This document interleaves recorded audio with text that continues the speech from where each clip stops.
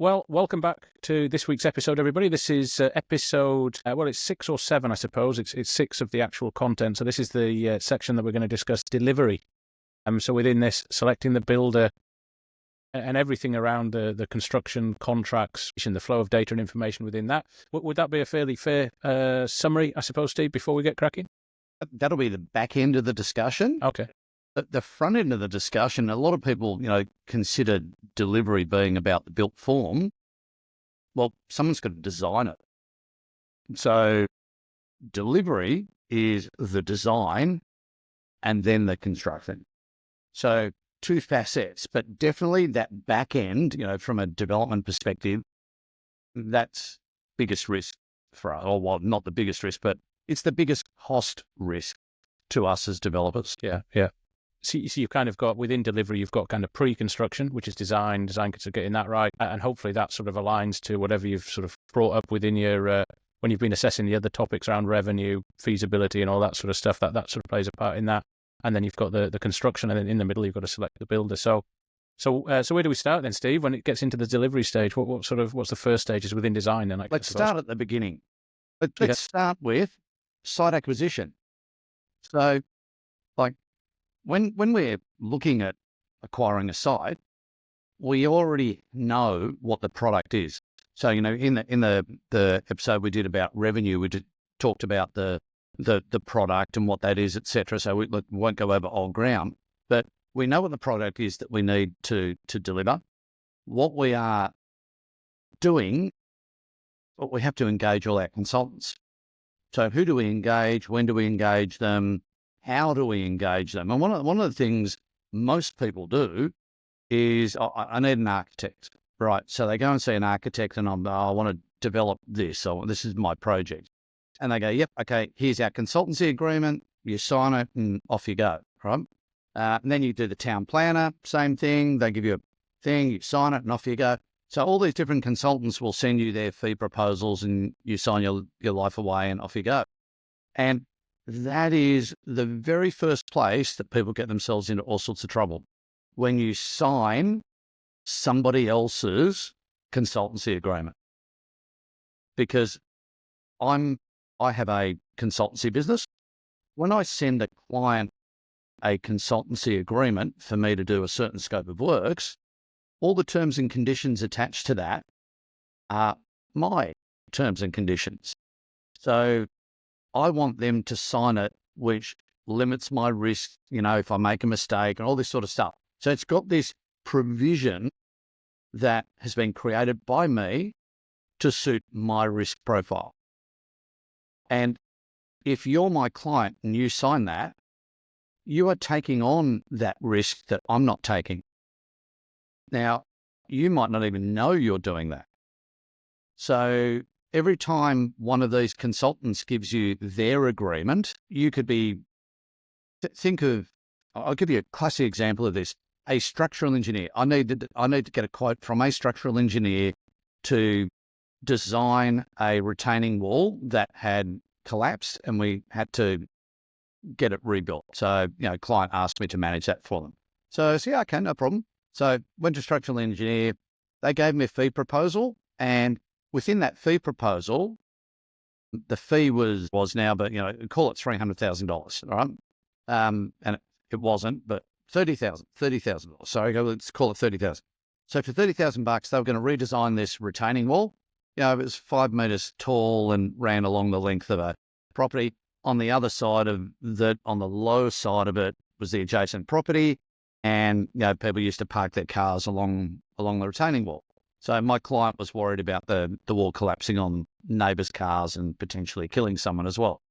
So I'm looking at their fee proposal and their consultancy agreement, and in there, one of the terms and conditions were that for negligence, so if they failed to design the wall properly, their limit of liability was either $300,000. Sorry, that's where I got the $300,000. Was either $300,000 or the fee, the $30,000, whichever is less.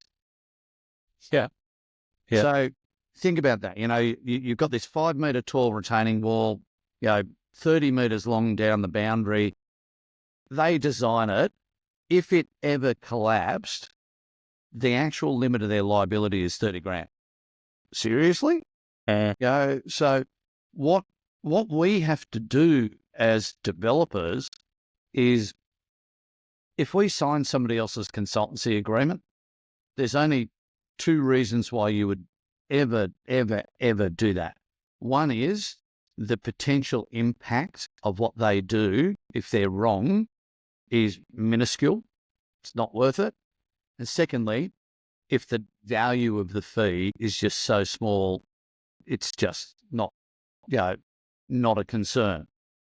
But if you're a developer, what we do, and it's what I do, I have a standard consultancy agreement that I use for all of my consultants.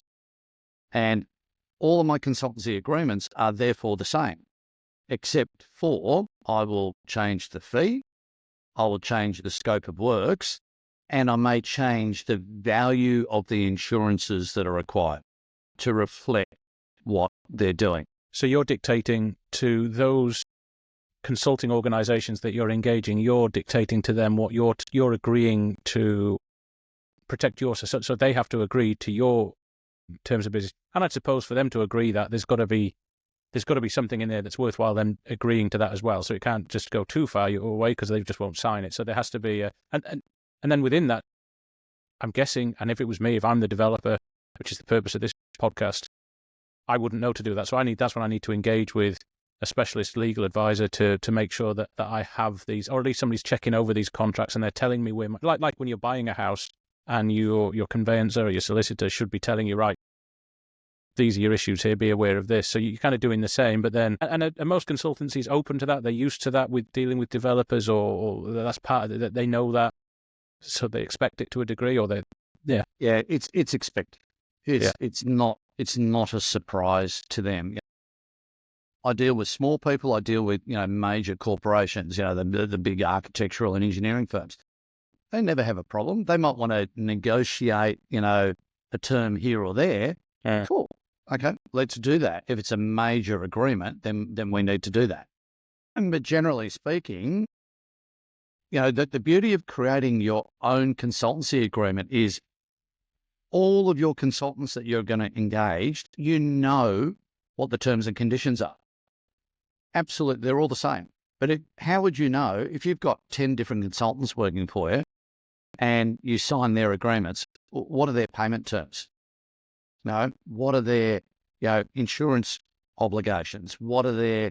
One of the things that we really get ourselves into trouble with when we sign somebody else's agreement is copyright and moral rights to the design work or the intellectual property that goes into the creation of your project documents. So, for example, if you got in trouble during the initial phases of your project and you had to sell your project, but you've got your approval, you've got your permit, your DA.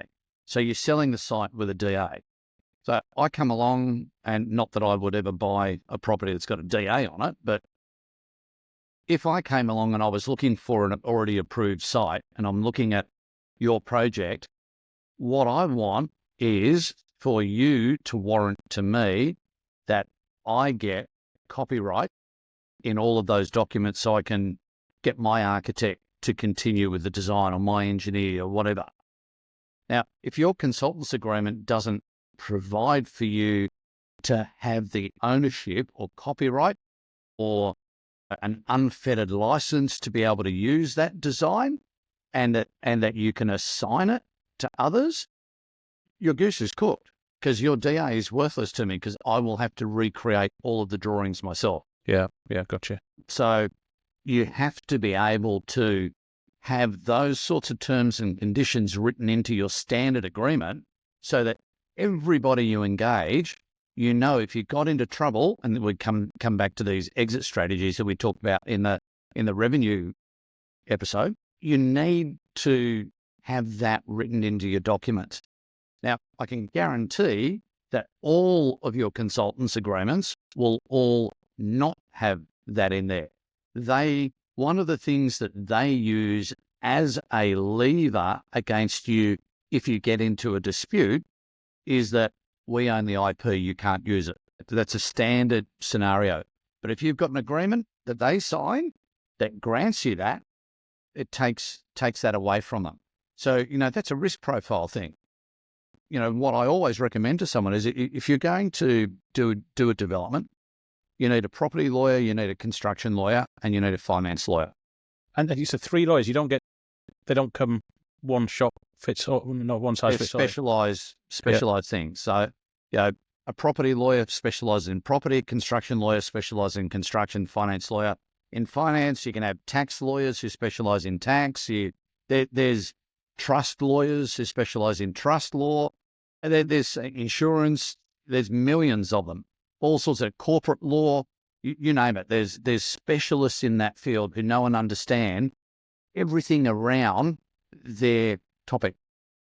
So you go for consultancy agreements, that's a construction lawyer, because a lot of what they do on the consultancy side integrates into the building contract preparation. So there's assimilation, there's similarity. It has to be recognised what the designers are doing with the building contract. So how that all marries in. Your construction lawyer will create for you a consultancy agreement that is useful and to meet your risk profile, but also to be able to marry in with what you're intending with your building contract, because there's so many different types of building contracts out there as well. So different contracts require different engagement of your consultants. Yeah.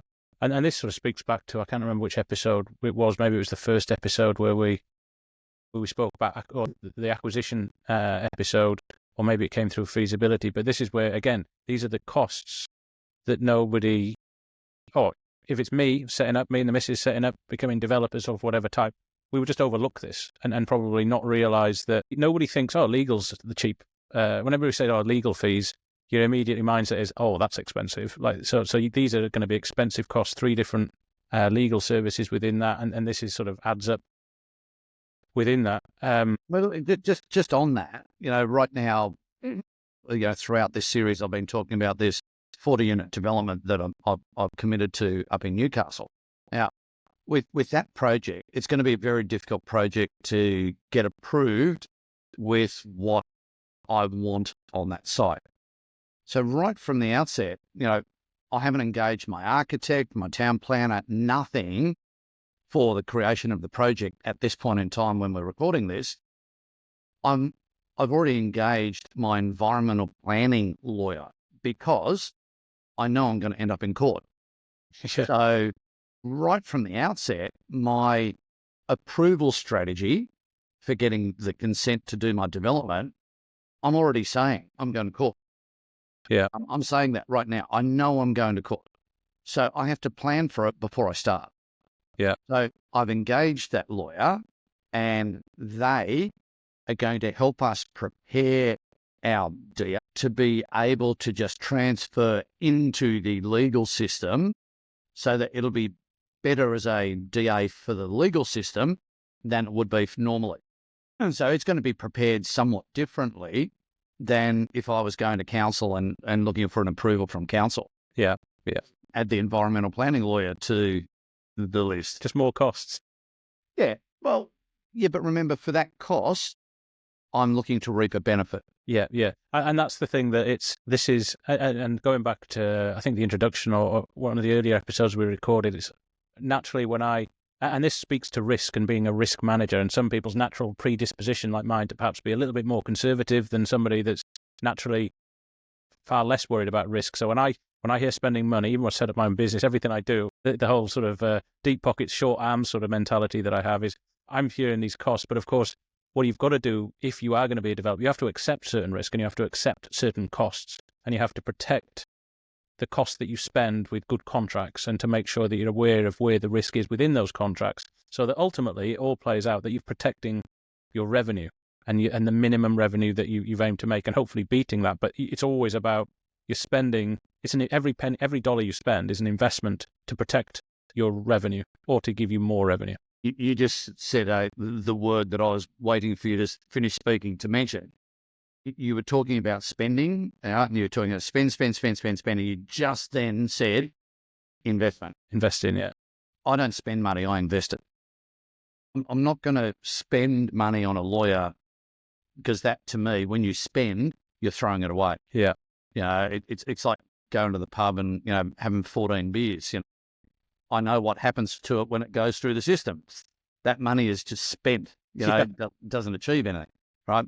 But if I spend money on a lawyer to prepare what I'm doing for the purposes of me to make money, that's an investment. I'm investing in an outcome. So, it's development is a mindset. It is a mindset. Well, I'm biting off something really huge with that project. If I just did what was, permissible, I'll make $1. But if I can get what I'm looking at, right, I'm going to make $3. Yeah. So I'm very, very keen at having a go. And if I end up not getting exactly what I want, and I've got to make a compromise, but it's still better than what it was before, well, I'm going to make $2. Great. Fantastic.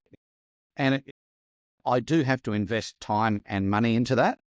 And that is time and money that I'm willing to invest to get that outcome. Yeah, yeah. And I suppose within that, the sort of the skill set or the science, I suppose, of a developer is knowing what those costs should be and what the investment or the return on the investment will be on the selling side. And so, yeah, if you're looking at it from an investment, there's good investment and bad investment. So, as you evolve as a developer, you obviously get more competent in knowing where the good investment is, what to invest in, how much to invest in it, to make sure that you're not throwing too much money into the investment, because so there's a skill set and there's a knowledge set within that process to make sure you're investing in the right sort of consulting services on the right agreements. So we're going out. We've got a legal sort of support in there. We're getting the contracts right with our designers, engineers, architects, and we're selecting the people. We're selecting the consulting organisations. We're sort of moving towards thinking about, have we got yet to? I'm keen on picking the builder, because I know so many builders. So I already know who I want to build for me if I'm building. I haven't even talked about the first bit, which is the concept design. Oh, and I guess probably a lot of people do this when they're developing. They're keen to, you're probably keen to get ahead of the process. Everybody goes to the building contract. We got to get the builder. We get the builder. And look, here, I'll give you a rule of thumb just to mess with your head, right? If a building project, your project is going to take a year to build, there's a year of pre-work to do. If it's an 18-month build, there's 18 months of pre-work, So, the build is a long way away. There's so much that we have to do. First of all, our concept design. We're going through that acquisition phase. People go, what? How long does acquisition take? Well, geez, it can take 3 years. No, it depends. You might not find a viable site. So, we might be pounding the pavement, writing letters, spending money, searching for the right opportunities for 3 years until we find it. We might find plenty of sites with landowners willing to sell, but because our construction cost is so high, our feasibility doesn't work, we can't do anything with it. So, we have to wait. They want too much money, all those sorts of things. So site acquisition can take a long time or a short time. It depends on so many things. So, but let's look at that. Let's say we've got a potentially viable site. I've got to get an architect and town planner involved for that static feasibility component. Okay, so I've then got to engage them just for that bit, because I don't know if I'm going to go on. So my consultancy agreement, still my standard consultancy agreement, only engages them for, that initial phase of work. Great. Okay. So they're off and they're doing that. Then let's say we move on to the next, let's say we sign an option agreement, and now we've got an exclusive due diligence period, but we might terminate the option at the end of that exclusive due diligence period. So we either add a variation to our architect and town planner to do the next phase of work, right? Or we give them a new agreement for the next phase. Yeah. Right. We finish our 60 days of EDD, exclusive due diligence. And then we start again. We either vary that initial agreement or new ones. So, in the exclusive due diligence period, we're engaging heaps of people, environmental consultant, could be flora, could be fauna consultant, could be heritage, structural engineer, geotechnical, what else? A few different engineers and different consultants to investigate the site. So all with our standard consultancy agreement with the scope of work. So one of the questions then is, what are we asking people to do? So what I do is, I've been in the industry for a long time. I will tell people what I expect from them. So I'll put it in my words. Okay. They will always come back with a reverse brief. I'll go through that reverse brief, and if I'm okay with it, I'll extract it from their document and put it into mine. Yeah, gotcha. I will never sign their document. Never, never, never, ever in a million years. If they say to me, can you reference our document in your agreement? We're happy to sign your agreement, but you have to reference our document in your agreement. No, not happening, because then you've got conflict of terms and conditions. So if they say that, then you would say, what part of your proposal are you looking to incorporate? Yeah. And if they go, the terms and conditions, you go, no, my terms and conditions. Anything else? Now, if they go, well, we don't accept your terms and conditions, we have to have ours, you go, fantastic. See ya. Yeah, you just move on to the next one. That's it. Because you're taking on their risk profile. So you've got to make some hard decisions. You might have spent a lot of time getting to that point, and then it's like, no, sorry. And the next people might be $3,000 or $4,000 more expensive, next tenderer. But that $3,000 or $4,000, if something goes wrong, you're investing it's going to be into a massively good investment. Yeah. Yeah. Imagine if the geotechnical engineer, you've got one that's $30,000 to do the investigation and one's $40,000. The $30,000 one says you must sign our agreement, but the $40,000 is okay with your agreement.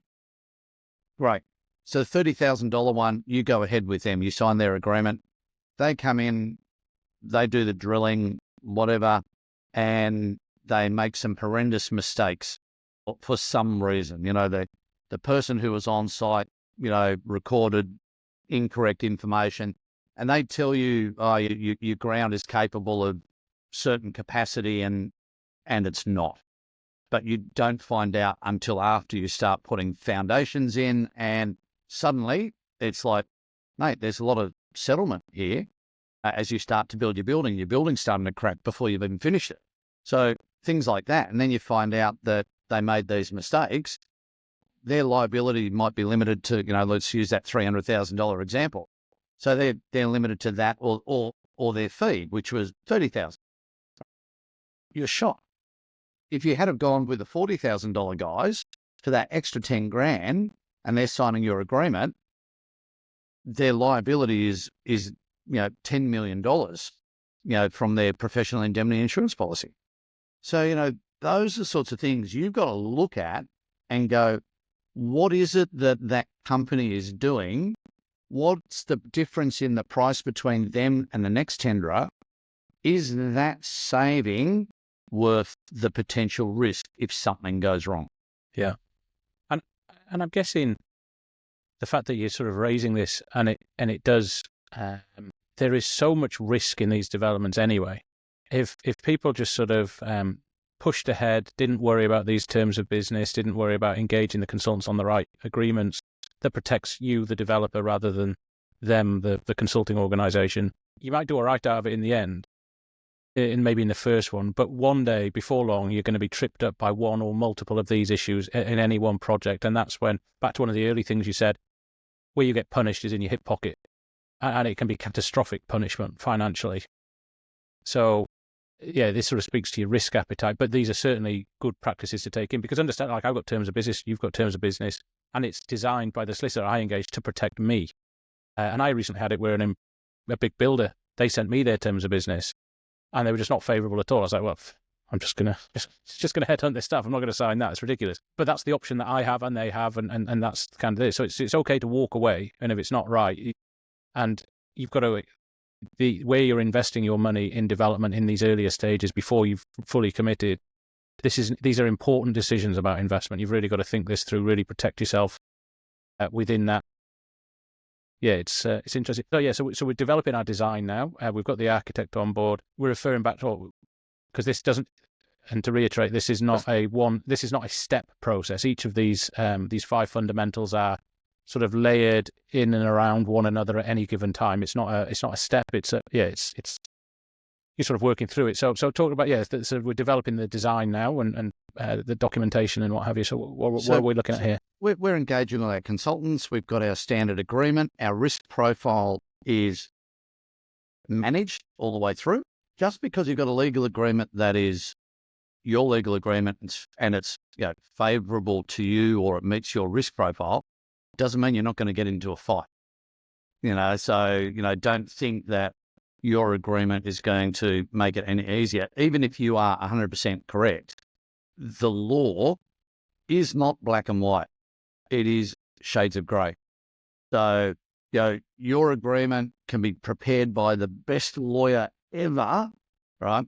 But you've got common law provisions that sit outside that, and there's always extenuating circumstances that come in, and you might have written an email in a particular manner and you said something in it, and good lawyers will find in that and say, oh, you breached your own agreement by asking for this. It's outside the terms. That's why we went down this path. So all that sort of stuff. Don't think it's lay down misere for you either, all right? So always, throughout everything, I always believe, so I do get involved in a bit of dispute resolution. I always say to clients, whoever I work with, accept less money than what you think you're entitled to, or pay someone more than you think they are entitled to, because it's going to take 2 to 3 years. The lawyers will love it. They've got no problem with it, right? Yeah. But it defocuses you from your primary business, whatever you're doing, whether your primary business is working for the man, right? If you're an employee in a business and you're doing your own little development project on the side, imagine how defocused running a litigation is going to be. You're preparing documents, you're finding documents, you're meeting with your lawyer, with your barrister, you're reading affidavits from other people and going through all of their evidence, and you've got to create your evidence. That is time. And if you're an employee, you've still got to do your job. You might lose your job. So litigation, get out of it as quick as you can. Yeah. So coming back to what we're doing. So we engage our design consultants, etc. One of the key things then is when we engage certain of our design, some of our design consultants, some of them are engaged with just a finite project outcome. Geotechnical engineer, give me a report. They go off, they do their investigation, they come back and here's your $30,000 report. That's it, they're finished. Until you get to digging a hole, in which case you get them back to verify the ground conditions so that the builder can build. Great. But fundamentally, they're finished once they do that initial report. Your architect is not, because they've got to, do your concept design, advance your concept design during your exclusive due diligence period. Then they've got to prepare your DA, your permit application drawings. Then they've got to be there all the way through the assessment period while council is doing their thing to answer any questions, make any tweaks, whatever. And then, depending on the type of building contract you use, as to what their additional work is that they have to do. So this is where you need to know what type of building contract you're going to use right from the outset when you're doing your site acquisition. Because depending on which contract you use as to how you engage your consultants and what the timeline is on your project, because different contracts have different time exposures, different contracts give you different opportunities to do certain things, and you have to understand what all of that is. And that is where it gets interesting. Now we can talk about building contracts. So what are the building contracts options, I suppose, for the developer? And if we're taking, for the purposes of this example, I suppose, we'll go with the town, the 3, 4, 5 6 townhouse development site. So rather than buy it, renovate it, and sell it after a couple of years, that sort of, so we're actually building something. Let's start with the buy, renovate, sell scenario. Because it's the simplest form of development. And that's where a lot of people will work with a little builder, and they'll have to sign a building contract. The first thing they do, the little builder will come out with their Masters Builders Association or Housing Industry Association building contract and say, sign here, please. Not a developer yet. This is your first project. So what do? Sign your life away. You think that's your only option? You just thought that's the way it is. Yeah, but what's in it? What have you just signed? What have you committed to? What's your risk? And if you go, $50,000, yeah, really? All right. Are you sure? Sure, that's the only risk that you've taken is you've got to pay him $50,000? What about? And then you can go through all the different clauses that are in the standard contract. And those industry-based contracts, the ones that are created by the building industry associations, are created to protect their members. They're not created to protect the homeowner. They're made by the Builders Association to protect the builder. So they're completely one-sided. So if we're a developer, the last thing we want to do is sign the builder's agreement. If you're doing a bigger project and you're working with an architect, they're going to use one of the Architect Institute and one of their contracts, or one of their contracts that's done between the architects and the master builders, for example. They have jointly developed, contracts. Not much better. Yeah. And I suppose, and it's just like in the example I gave, where my terms of business were written by a specialist recruitment solicitor to protect my business. So I'm comfortable with that. And why? Because I got next to no idea of what should be in a contract, because there's a reason I'm a recruiter, not a solicitor. And I suppose within this, and I hadn't really thought about it until today, but each of these organizations is not an expert in contracts. So they hire somebody that's an expert in contracts to protect them. So if you're engaging with that person who's got this contract to protect them in a relationship where it's a bit of back and forth, you're in a lesser position unless you negotiate, and you appreciate that it's not like walking into Coles or Woolies where you can't steal it. You have to pay before you leave. You can't. We just assume this was it. This is now negotiation, and you have to be aware of that, and you have to protect yourself because everybody's trying to protect themselves. Yeah. I mean, if you think about this, mum and dad builders, the small scale builders, they're not sophisticated. They can't afford the lawyers, etc. They live from pay to pay, that type of thing. They can be sophisticated, don't get me wrong, but they're generally just, normal people. And they're builders. They're not lawyers. So they join the Master Builders Association because the Master Build or the Housing Industry Association, but I'm using the MBA as a example more so because I know them. I'm a member, so may as well use that. All right. So the Master Builders Association, for a small builder, you want to go out there, you want to engage and do building work, and you don't want to pay a lawyer for a contract. You can go to the MBA and pay $20 and get a building contract to put in front of, Mr. and Mrs. Smith, right, to do their back deck. All right. You don't want to spend $3,000 on a contract and then Mr. and Mrs. Smith go, no, thanks. No, I don't like that.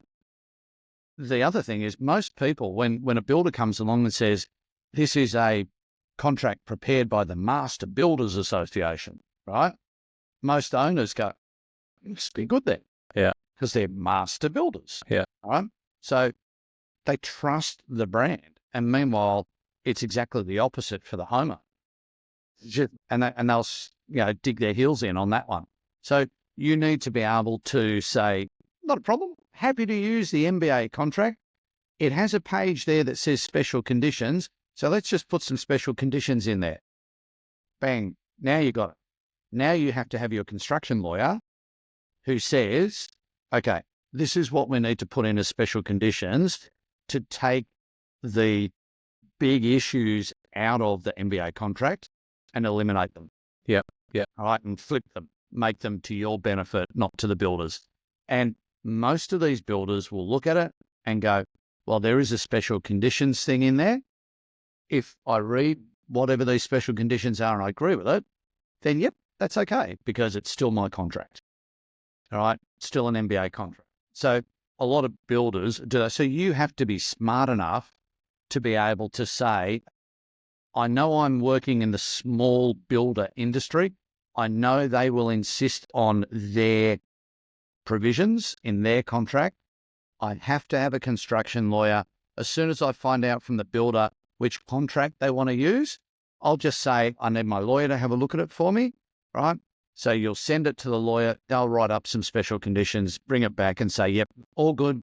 Here where it says special conditions, this is where we insert this. Yeah. And that's it. And it's easy. And most of those builders will go, yep, okay. And for you, you don't understand the operation of all that. All you're probably worried about is how long it's going to take and what it's going to cost. So you'll both operate on that basis. But if you get into a legal shit fight, at least you've got a contract with special conditions that support you. Yeah. So, that type of thing. Yeah.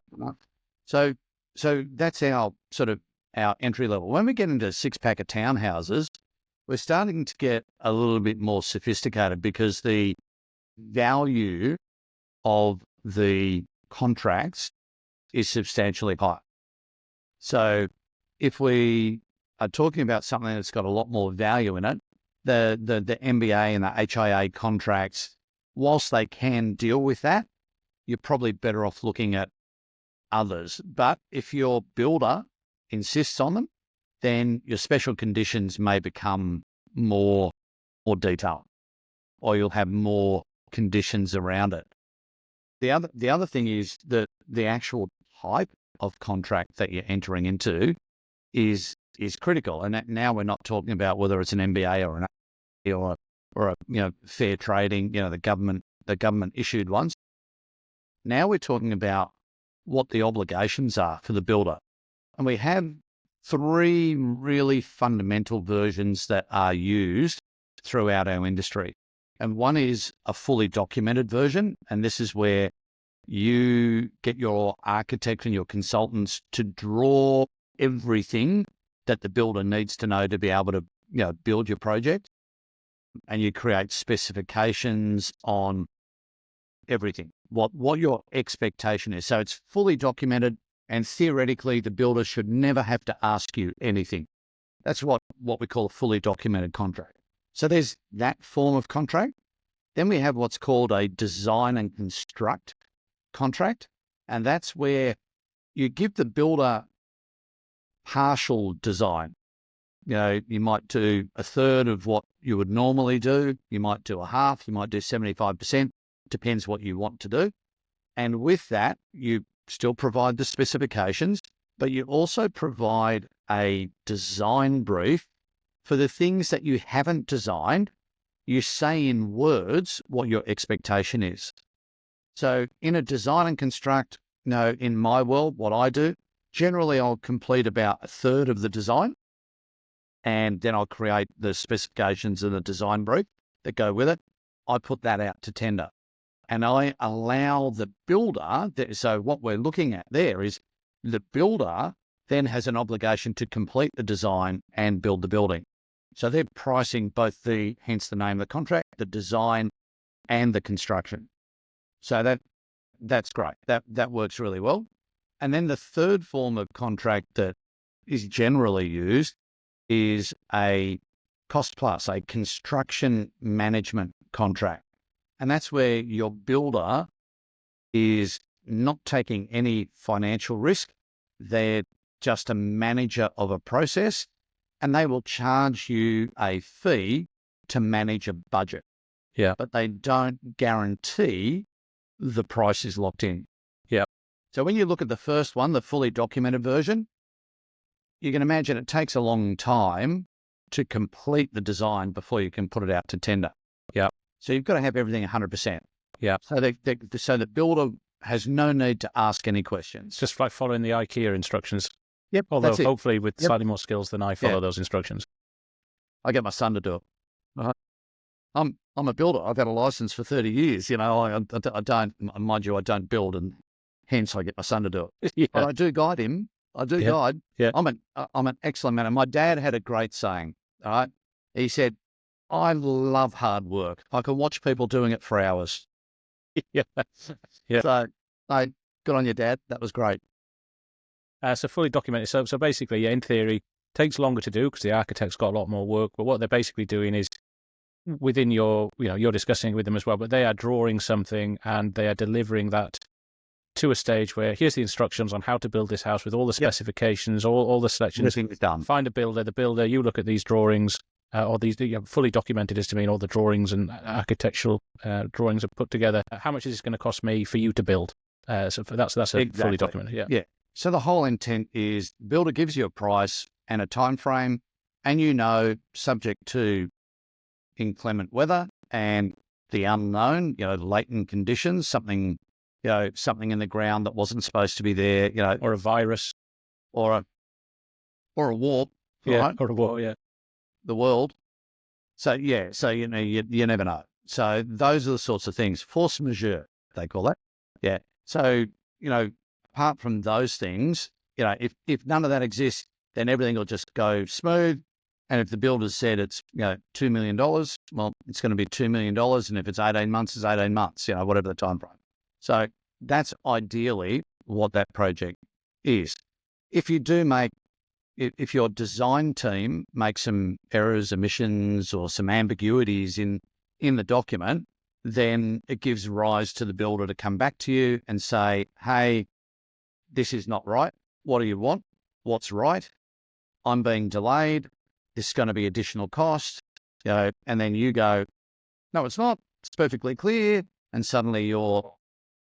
So who's responsible? If that is the case, then, so who is the architect on the hook for the delays because they've not delivered something that is in fact fully documented, or they've made a cock up somewhere? Who's responsible? So let's say the architect, specifically the architect and only the architect, made a mistake and it had to be corrected after the builder built something. No one found out until after it had been built. Then they had to knock down a wall and move it. And $15,000. Right. Okay. You, the developer, you've engaged the builder. You must pay the builder. Okay. Because he's got no association. Yeah, I see. The agreement's between you and the builder, nobody else. You're going to pay that builder $15,000. Great. Now you say to the architect, you stuff that up, right? You owe me $15,000. But their fee on the project may have only been $30,000. Yeah. So they're going to push back. What are they going to say? Yeah, they're going to say something beginning with F and Y, I'd imagine. So now you've got a dispute. So for $15,000, is it worth chasing the architect? Don't know. It depends how much the legal fees will be and what the contract was that they got them to sign up to. All right. Yeah. So to chase the architect for $15,000 might be 12 to 18 months, might cost you, $50,000 or $70,000. Yeah, I don't think I'd be doing that. Yeah. No. So you've got to make these business decisions. You might be peeved with the architect, right? What are you going to do? I mean, really, what are you going to do? You still need the architect to finish the supervision of the job. You still need the architect to sign off at the end of the job. If you give them a spray, you're not going to get nowhere. Basically, same as last time. You've just got to go. Oh, it's be a frustrating industry. I want to kill them. I want to kill them. And you've got to let them know that they've done that. and that you're copping a hit because of them. So you would say to them, listen, I've just copped a massive hit because of you, right? Check the rest of your documents.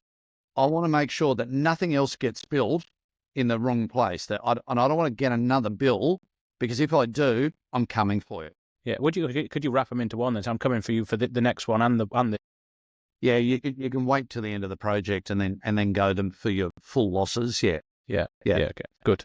But you don't want to get another $15,000 Yeah. hit. Yeah. You want to avoid it, not even a $5,000, not even a $1,000 hit. Yeah. You want the architect to make sure. So I'll give you an example. In 2001, builder started a project, fully documented, so it was fully designed. Right at the outset, within 6 weeks, I'm starting to get these variations for errors, omissions, and ambiguities. So I ring the architect, the owner of the architectural firm. They were a decent-sized architectural firm, and I said, "What the hell? I'm getting all these, variations now, right? Mate, it's unacceptable. Yeah. What are you going to do about it?" He has the nerve to ask me whether I've got contingency. And I said, yeah, I've got contingency. Yep. I had a 5% contingency. Is that really anything to do with him, though? And he said, well, mate, that's what it's for. I said, it's not for you to make mistakes. It's for me, for the unknown, right? Yeah. Not for you to stuff up and draw down against my money. Yeah. Contingency is a just-in-case fund, not it's an expected to be spent fund because the architect balls it up. So his attitude was, well, you've got the money, your problem. So I put him on notice. I wrote him a letter saying, please advise your insurer of a potential claim. Now, architect and any professional consultant, if you send them that letter, they have to notify their insurer. And that is horrendous for them. Yeah. Because it has multiple, and I don't suggest people do this willy-nilly. You want to really think about things carefully before you would do that. They have to notify their insurer, which means that they can't do anything without the insurer giving their permission on your project. So you'll be really careful when you do that. The other thing is, when you do that, when they renew their insurance, they have to answer a questionnaire. Are there any potential claims? Yeah. So they have to tick a box and say yes. So their premium's going up. And that premium goes up just on the basis of that. But they get asked, what is the risk? Tell us about, why is this potential, all that sort of stuff. So it gets really ugly for them. But that guy had such a poor attitude that I said, no, I'm not going to cop that. Right. So I put him on notice right from the very outset of the project. What he then did was he got other people in his business who hadn't worked on the project to go and do a review of everything. Which is probably good practice, I would guess. Yeah. But expensive. Yeah, for him. Expensive, for them. That's profit that is gone. His contingency. Mate, it's all gone. So he went and did this review. I got a heap of revised drawings come through, which, we pass it on to the builder, correction of this, all that sort of stuff. Not a problem. That's what I wanted. Yeah. I wanted him to go through his documents and fix up his stuff up before it cost me real money. While it's just a line on a piece of paper, it doesn't cost much. Yeah. Right? Yeah. But once it's built, it's a disaster. Yeah, that makes sense. So we got in early. Some of it, triggered some variations, but only tiny little amounts of money. Wasn't the end of the world. And when you're doing fully documented, then Steve, can you get one architect to do it, and then you can go to a third party, like you potentially can do peer review. So you can have that done as part of you if you want to maybe you've not got as much contingency, and you have a good, so you can have somebody double check it. Remember, comes at a cost. So we have all these internationally registered quality assurance documentation, etc. One of the dispute resolution things that I got involved in was an architect who specialised in government projects, basically only did government work. ISO rated, had all the whiz bang, qualifications. They designed this building, and I've never seen a bigger mess in my life. And the builder, had multi-million-dollar claim on that process. Now, their design was horrendous. What made it worse was the quality assured ISO rated project management consultant. He'd also buggered up as well. So both of them were put on notice that they were going to be sued. Notify your insurer, potential claim. Multi-million-dollar hit for, so a lot of this quality assurance stuff, right, I see it as total lip service. I don't see it as actually genuine. People do it because they have to, and they get people to sign off, and people undertake all the inspection and test plans and all, the quality reports and all this and the internal auditing. A lot of it is just, we have to pass the audit. So they're not doing it for the right reasons. They're doing it because they have to. Right. And that's really, and having been a second tier builder, working for a second tier builder back in the 90s and being part of the internal audit team, I saw it every day with my peers, all my fellow project managers. They were just like, just want to pass it. I just want to pass it. And if I picked something, it's like, oh, come on, mate, come on, don't, mate. And my answer to that was, these audits are going to get audited. And when the ISO mobs come in and do their audits, right, I'm not risking my job for you. Yeah. That type of thing. But look, so quality assurance is something that's either a culture. It's not an ISO thing for me. It's just in your culture. You either build well or you don't. So coming back to the peer reviews, again, it's that firm. What do they normally do? What's the standard thing? And if a peer review is sort of good. So if I put a tender out for architectural services, if I engage an architect and then afterwards say, I'm going to have a peer review your stuff, they're going to freak. But if you put out a tender and say, the winner of the tender is going to get the project, the company that comes second is going to be a peer reviewer. And they're going to review the design at 25, 50, 75, and 100% complete. So be aware that if you don't come first, you're going to be offered the peer review role. So straight away, everybody's trying to lift the game. As the architect, if I win this, I'm going to have the second place guy looking over my shoulder saying to the client, should have picked us. Look what we picked up. Who's going to be competitive as well. They're going to be a competing organisation. So I'm quite competitive. So knowing what I'd be like if I was dotting the I's and crossing the T's of a competitor's work, there's a chance that you're going to be quite officious on within that. Quite possibly. So that's the thing. If you want to use peer reviews, absolutely, I recommend it because it makes the successful designer responsible. Yeah. But it does cost you money for that second architect or the second structural engineer. I wouldn't do it for everybody, but for the architect, absolutely. The structural engineer, if you've got a bog standard building, I wouldn't have a problem with it, right? Just don't bother. But if you've got a complex design, I would absolutely have a peer review. And that comes from, 7 years of litigation from a building that, got built, back in 1995 that took to 2002 to get resolved. Yeah. And so because the building cracked. So it's fully documented a slower and more expensive process than D&C that we'll get onto next, or is it just a different mechanism? Well, keep in mind the traditional form, the fully documented, is build only. So all the builder's doing is building. So is it slower or faster? The way to answer that is we look at it from a developer's perspective, and we have to look at from the acquisition of the project to when revenue comes in. Is it faster or slower in the scheme of things, the big picture? Because as a developer, I'm not interested in the little picture. I'm going to look at the big picture.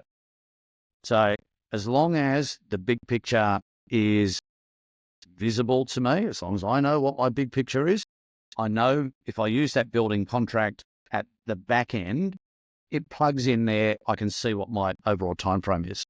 So from that perspective, this traditional form of contract, the fully documented, in the big picture, it gives me a slower outcome, but it gives me more certainty than a D&C. Yeah. The design and construct. So let's talk about the D&C. Yeah, and also on the D&C, you mentioned before that when you've done D&C, I think you said 30 to 40% is what you'll sort of... So how do you decide how much of it you're going to document and how much to leave open to the builder? And within that 30%, what sort of stuff are you documenting? Is it the high risks of the structure, or how do you decide? Contemplate that the application set of documents for your development application, your permit application, your very first scenario that you're going to submit to council, call that a third. All right, let's say that's 33%, something like that, 30 Gotcha. to 35%. So to get that, you've done around 30% anyway. Yeah. So I'm at that point, right when I submit to council. So I'm a third of the way through. Generally, in my world, I suppose let's talk about a design and construct for what the contract actually is. So the idea of a design and construct is that I complete component of the design, and then I'm asking the builder to complete the balance of the design and then to build it. So the significant difference between the two is that under the fully documented version, where I get my designers to do everything, the builder cannot change anything. Completely, it's just whatever goes in those documents, they've got to deliver. When it comes to a D&C, we're allowing the builder license to come up with, by completing the design, they can complete it in a manner that is faster to build, that might be cheaper to build, that might be safer to build, and that might give a better outcome in the bigger scheme of what you're trying to achieve. And assuming you're picking a builder that's accustomed to building whatever it is you're building, so they've done it, hopefully they've got a track record of success, is why you... Yeah, and you absolutely critical. If you pick the wrong builder for this type of contract, may the Lord have mercy, if you believe in the Lord. So, it's really significant. I suppose you could say, may the bank have mercy, I suppose you can say, in development. Yeah, you're going to be in trouble if you're not careful. That's for sure. So what we do is we're relying on the builder and their design team to complete the design in accordance with the intent that you've already created. So we know that, when we've got the development consent, we get our approval, we know what the building's going to look like because that's in the consent. That's guaranteed. They can't change that. So it's not as if, they're going to add another story or take a story off. They've got to do what's in that set of documents. They have to comply with all the terms and conditions in the approval. And we create a design brief for them, which is, the specification. So we tell them what all the products that go into it have to be. And anything that the drawings don't show, our design brief tells them in words. Yep. So we're briefing them, it's their scope of works, what we're expecting the designers to complete and for the builder to deliver. So from that perspective, it enables a builder to start their design work, and as they achieve a certain amount of design, they're able to get the building permit or the construction certificate for a component of the work, and they can start building even though they haven't finished the design. Hence why it speeds up. So in the big picture, it's faster because when you just look at, if the permit comes out, then under a traditional method, you have to fully document it, then get your construction certificate, your building permit, the second permit, and then you can build. With the D&C, starting from the same point after the approval, you engage the builder straight away and they start their design, but 2 or 3 months after they start their design, they start building. Yeah. So they're building. If you had two buildings exactly the same on adjacent sites, one using one contract, one using the other, you're going to be you're going into the ground and the building's coming out of the ground before the traditional methods even finished its design. Yeah. So those are the differences that we have to look at as a developer to say, if I use the D&C contract, my building is going to be finished earlier. My revenue could be accessed and my quicker. revenue comes in earlier. Yeah. So in my world, I'm a 30, 40 unit person, right? If I'm doing 30 to 40 units, if I fully document, I'm looking at 3 years for sure until revenue, minimum 3 years. Yeah. If I use the D&C, I'm talking about 2.5 years. But not a massive 6 months. I mean, percentage-wise, it's quite a large amount. And I suppose when you've got... If you think about it, and this is where, as a developer, we've got to look at the business of development, right? If I'm doing these 30-unit developments, if I've got the equity to do, a 30-unit development, and I can do it and finish it in 2.5 years and get my money back and my profit to do my next 30-unit development, over a 10-year period, I can do 4 of them, right? But if I'm making the same profit out of a fully documented version, but it takes me 3 years, I can only do 3 1/3 projects in a 10-year period. Yeah, gotcha. So I can't make the same amount of money. Yeah. So it makes sense to me from a business perspective, 10-year plan, it just kills it. One contract kills the other. However, there is risk. There are advantages and disadvantages in every form of contract. So you have to understand what those advantages and disadvantages are and go, okay, if I use a D&C, I'll be able to roll over my capital more often.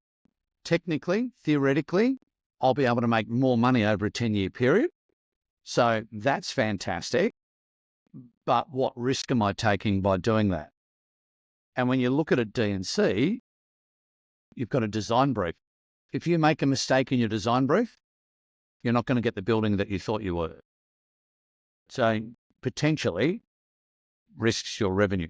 Yeah, and if you don't get the building you thought you were, that then might affect your target audience and who's going to pay you the revenue at the end of it. Everything. So you have to be very, very certain and comfortable with the ideology of trusting a builder to deliver what you want. And you've got to be able to get the words into your design brief to clearly articulate what they are obligated to do. And quite often in the D&C type of contract, we have a benchmark building. So we reference a benchmark building. So it may be a building that you previously built. It may be a building that you've seen that you like and you go, yep, that's it. So what you do is you say, okay, here's the drawings. Here's the design brief and the specification. And if we've missed anything, you must reference to the benchmark building. It was interesting. I had worked with this is in a industrial building under my consultancy business, where I was managing a project for a client, big industrial building. Got to the bathrooms. The architectural drawings on the bathrooms didn't have a ceiling height, so the builder put it in at 2.1, which is a standard ceiling height. I'm walking around with the client. We walk into the bathrooms and he goes, "That's not right." And I go, "I haven't seen this. That's awfully low. Every other one of their facilities, they don't have 2.1 metre height ceilings. They have 2.4 metres. Yeah. So, we said to the builder, "Oh, that's not right." So, he's gone through the documents. He can't find where it says 2.4. I've gone through the documents. I can't find where it says 2.4. So we go to the benchmark building and 2.4. So the builder had to rip it down and fix it up. Yeah. So that's the reason we have benchmark building. So if we miss something in the documentation, it's picked up, in a benchmark building. So that's risk management. Yeah. So for me, understanding that I've been around for a while, I'm experienced, I love D&C, preferred form of contract, totally preferred form of contract, because I know what I'm going to get and I know how to ask for it. So let's come back then, now that we've sort of had a bit of, then the construction management. The construction management form of contract, and after we do this, we'll come back to the six-pack of townhouses. The construction management contract, your financier is not going to like at all, because they want certainty about time and cost. Your fully documented and your D&C both have fixed time, fixed price. So it works for the financier. But when it comes to the construction management, the cost plus, there is no certainty, because all the builder does is manage the budget for you. But, they try, they do their best. If it doesn't work, bad luck. Not their problem. It's your problem. So it's not a good form of contract for a financier who needs the certainty. So you'll have trouble borrowing money. Who is it a good form of contract for? The builder, obviously, because they... The builder. It's magnificent for the builder. Yeah. Because they have no risk. So why would a developer, because it's our money that we're borrowing to pay, why would a developer like a cost plus construct only contract? So I've done a couple of them. When I was a builder, I did a couple of projects with construction management. The only reason why a developer would want to use that form of contract is if they haven't got time to go through the motions with either of the others. So they choose a construction manager that they want to work with, tell them what the budget is, and let's all work together to do the project, get it started. It's fast track. It's all, doing it as you go. And generally you would have, the construction manager, the builder. You will have someone from the client who is experienced using these forms of contract, and a quantity surveyor to verify that the quotes that have come in are correct. You're not being rorted somewhere. And, everyone works together, including the design team, to achieve the budget in the time frame. So one of those projects that I did was a medical centre and doctors' commercial suites next to a hospital. And the requirement for the person who had the 10-year lease, the 20-year land lease, was they had to be fully operational by a set date, and didn't have time to design it and do all that sort of stuff. So the architect on that project was also the architect on another project, a hospital project, private hospital, that my company was doing. So they said, look, these guys are good builders, get them to do it on a cost plus basis.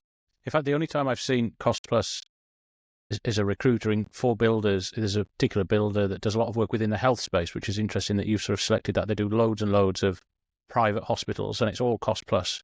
And they're a pretty big builder. They do lots of projects, but they always talk to me about they've got this really good relationship with the clients. There's that trust element in there, and it's interesting that you've mentioned that your experience of it is also in health related facilities. Yeah. So it's something where, if you have experienced people who know and understand it, right, you've also got that like, there's always a worry that the builder's going to rip you off. Always. But in that professional world, the larger scale stuff doesn't happen. Right? It's never as cheap as what it could be if you had the time. But when you don't have the time, there are inefficiencies. You're going to spend more money than what you should because you're rushing. So it's just occupational hazard. So the second project that I did use that for was a commercial office building.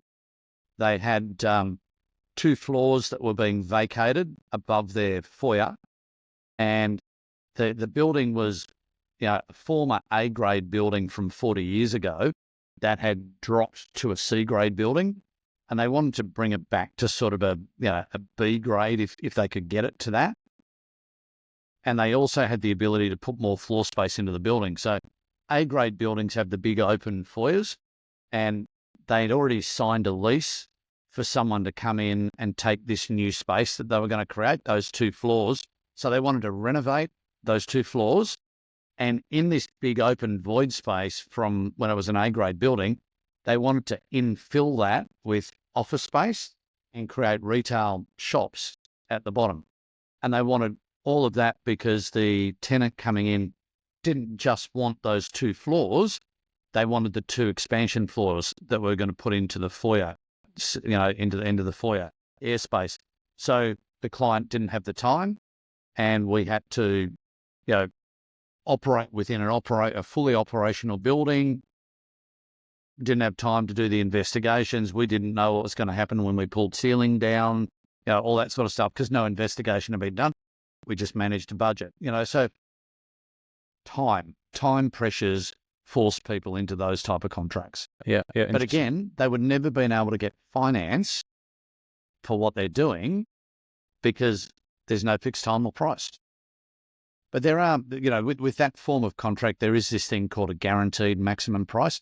You can apply that, but as soon as you do that, where the builder guarantees a maximum price for the work, straight away, they are in defense of that guaranteed maximum price. So variations, changes, this isn't included, that wasn't included, you've delayed us here, you've delayed us there, all those type of things come into play, and suddenly they're a normal builder. Yeah. They're not working with you anymore. They're working against you because they have to protect themselves. Yep. Yeah.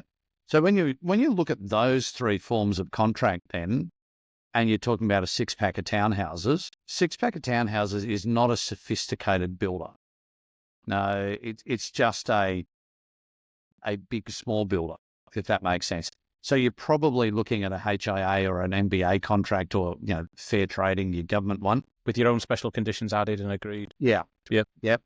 Now, the form of contract, right, which one you're going to use, the fully documented, the D&C or the construction management, pretty much you can forget construction management. So it's only going to be one of the other two. Most of those trade-based contracts are fully documented. Now, from experience, I know when you engage an architect to design a 6-pack of townhouses, they will not fully document it the same as if you fully documented 30 units. They won't create the amount of documentation. So a lot is actually left to the builder's discretion, almost like a D&C. So you've got to be very careful about the documentation. And also when you're dealing with the smaller end of the scale and these smaller architects who don't know how to document properly, what they tend to do is, we'll sort it out as we go. But that just says we'll pay you a variation later. That's what that's about. Because they don't want to spend, they've got a fixed fee to create the documentation, and it's not enough to fully document. Yeah, I see. Yeah. So they push it down the track and pay varies. And a lot of those architects will supervise the construction. That supervision cost will be based on a percentage of the value of the construction. Yeah. So every time there's a variation for the builder, their taking supervision fee goes up. Yeah. So you've got to be aware of these little tricks. We only charge a fee, against the construction cost, but if the construction cost goes from 1 million to 2 million, because it's not well documented, doubles too, And the worst part is, coming back to the $15,000, move that wall. Can you imagine? The architect stuffs up. There's a $15,000 variation to the builder. It's the architect's fault, and they get a percentage of that additional $15,000. All the more reason to bite your tongue, not give them a spray. It's gold. It's just gold, isn't it? So I suppose when you look at that, the smaller scale stuff, you've got to deal with the beast that operates in that world. And that's both your architects, your engineers, your builders. But it doesn't mean you have to accept that. No, if you're experienced, and this is the other thing, look, if you're not experienced, get a mentor, right? You've got to have someone who knows to help you, because it's going to cost you a bomb. If you're thinking you're going to do a 6-pack of townhouses and you're going to walk away with $500,000 in profit, great, no problem. And then you start going through all of this. If you haven't got the ability to phone a friend, that 500 is going to become 200 in no time. Yeah. Because all these things are going to cost you. Yeah. So it's important. You've got to invest in a mentor. If you don't know what you're doing, you need to have somebody to bounce some ideas off the nose. Otherwise, your investment is your revenue's at risk, and your investment's going to be sky high, and your revenue might drop. That's it. Or your costs just creep up. Your revenue might stay where it was, but your margin drops. Creep. And suddenly it's like, oh, I'm in trouble. Well, another quite long episode. Anything else that we need to cover in delivery, Steve? No, that's more than enough. So okay. I think there'll be some people watching this going, oh, my head hurts. Yeah, well, hopefully they take it in bite-sized pieces. Well, all right, cool. So there's one more episode that we're going to put together, a bit of a summary and wrap-up, which will be kind of, well, we'll see how that takes shape in the next episode, everybody. But thanks for listening. Thanks for sharing this with us, Steve. And welcome. Yeah, we'll have a chat next week in the wrap-up and the summary of what we've covered so far, and make sure everybody's got a good understanding of everything. It'll be a really interesting conversation, because you will have had time to think about your property development aspirations and what it all means. All the lack thereof. Let's see. I'll see you next week.